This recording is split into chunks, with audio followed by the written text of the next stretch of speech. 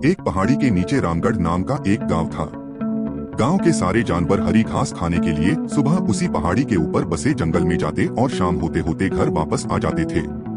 हर दिन की तरह लक्ष्मी नाम की एक गाय अन्य गायों के साथ उसी पहाड़ी के जंगल में घास खाने के लिए गई थी। वह हरी घास खाने में इतनी ज्यादा प्रसन्न थी कि वह कब एक शेर की गुफा के पास पहुंच गई, उसे पता भी नहीं चला। शेर अपनी गुफा में सो रहा था और वह पिछले 2 दिनों से भूखा भी था। जैसे ही लक्ष्मी शेर की गुफा के पास पहुंची, गाय की खुशबू से शेर की नींद खुल गई। वह शेर धीरे धीरे गुफा से बाहर आया और गुफा के बाहर गाय देखकर खुश हो गया। शेर ने मन ही मन सोचा कि आज उसकी 2 दिनों की भूख मिट जाएगी। वह इस तंदुरुस्त गाय का ताजा मांस खाएगा और यह सोचकर उसने एक तेज दहाड़ लगाई। लक्ष्मी शेर की दहाड़ सुनकर डर जाती है। जब वह अपने आसपास देखती है तो वहाँ दूर दूर तक उसको कोई भी दूसरी गायें नहीं दिखी। जब वह हिम्मत करके पीछे मुड़ी तो उसे सामने शेर खड़ा हुआ दिखाई दिया। उस शेर ने लक्ष्मी को देखकर फिर से दहाड़ लगाई है और लक्ष्मी से कहा, मुझे 2 दिनों से कोई शिकार नहीं मिल रहा था, मैं भूखा था। शायद इसलिए भगवान ने मेरा पेट भरने के लिए तुझे मेरे यहाँ पर भेजा है। आज मैं तुझे खाकर अपनी भूख मिटा लूंगा। शेर की बात सुनकर लक्ष्मी डर जाती है। वह रोते हुए शेर से कहती है, मुझे जाने दो, मुझे मत खाओ। मेरा एक छोटा बच्चा है जो अभी सिर्फ मेरा ही दूध पीता है और उसे घास खाना अभी तक नहीं आया है।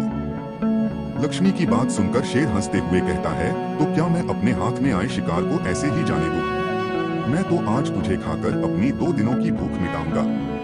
शेर के ऐसा कहने पर लक्ष्मी उसके सामने रोने लगी और विनती करते हुए कहती है कि आज मुझे जाने दो।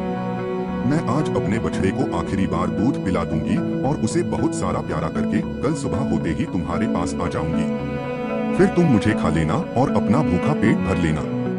शेर लक्ष्मी की यह बात मान जाता है और धमकी देते हुए कहता है कि अगर कल तू नहीं आई तो मैं तेरे गांव आऊंगा, फिर तुझे और तेरे बेटे दोनों को खा जाऊंगा। लक्ष्मी शेर की यह बात सुनकर खुश हो जाती है और शेर को अपना वचन देकर गांव वापस चली जाती है। वहां से वह सीधे अपने बछड़े के पास जाती है, उसे दूध पिलाती है और बहुत सारा प्यार करती है। फिर बछड़े को शेर के साथ हुई सारी घटना बताती है और कहती है कि उसे अब अपना ख्याल खुद ही रखना होगा। वह कल सुबह होते ही अपना वचन पूरा करने के लिए शेर के पास चली जाएगी। अपनी माँ की बातें सुनकर बछड़ा रोने लगता है। दूसरे दिन सुबह होते ही लक्ष्मी जंगल की तरफ निकल जाती है और शेर की गुफा के सामने पहुंचकर शेर से कहती है, अपने वचन के अनुसार मैं तुम्हारे पास आ गई हूँ, अब तुम मुझे खा सकते हो। गाय की आवाज सुनकर शेर अपनी गुफा से बाहर निकलकर आता है और भगवान के अवतार में प्रकट होते हैं। वह लक्ष्मी से कहते हैं, मैं तो बस तुम्हारी परीक्षा ले रहा था, तुम अपने वचन की पक्की हो। मैं इससे बहुत प्रसन्न हुआ। तुम अब अपने घर और बछड़े के पास वापस जा सकती हो। इसके बाद वे उस गाय को गौ माता होने का वरदान भी देते हैं और उसी दिन के बाद से सभी गायों को गौ माता कहना शुरू कर देते हैं।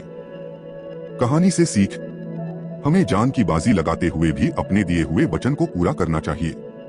यही हमारे दृढ़ व्यक्तित्व को दर्शाता है।